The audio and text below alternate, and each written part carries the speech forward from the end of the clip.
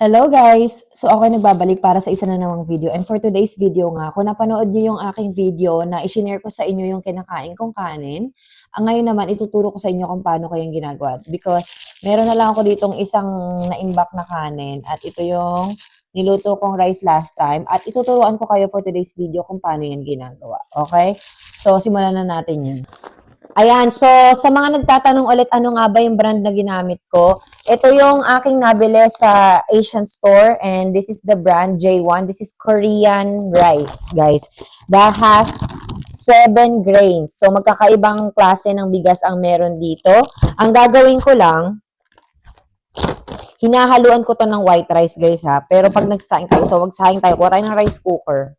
I have here the regular white rice na ina-add ko, isang cup, and then maglalagay lang ako ng 2 more cups ng mixed 7-grain rice. Tapos isasaing lang natin to, lulutuin lang natin to same way na ginagawa nyo sa pagsasaing ng kanin. Okay? So gagawin natin yan. So yan, hinugasan ko lang to ng 3 beses and then isasaing na natin to. So ayan, saing nyo yun dyan. Same way kung paano kayo magsaing, ganun din ang gagawin nyo.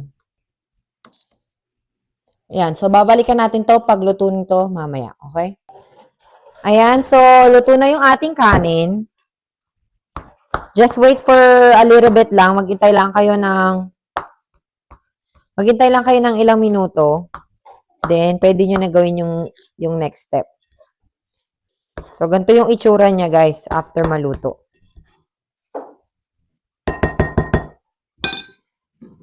At kung gusto nyo na mas masarap yung kanin nyo, pwede kayong mag-add ng beef broth.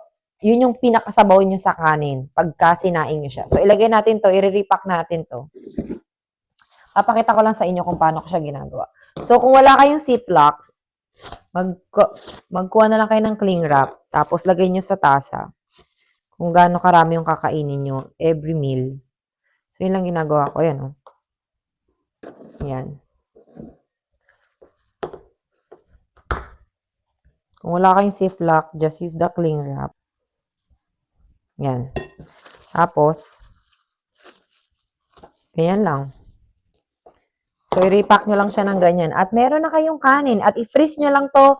And then, pagkakainin nyo siya, just microwave it for 3 minutes. At meron na kayong healthy at masarap na kanin. Ayun lang, guys. Thank you, guys, for watching. Ipa ko na to lahat.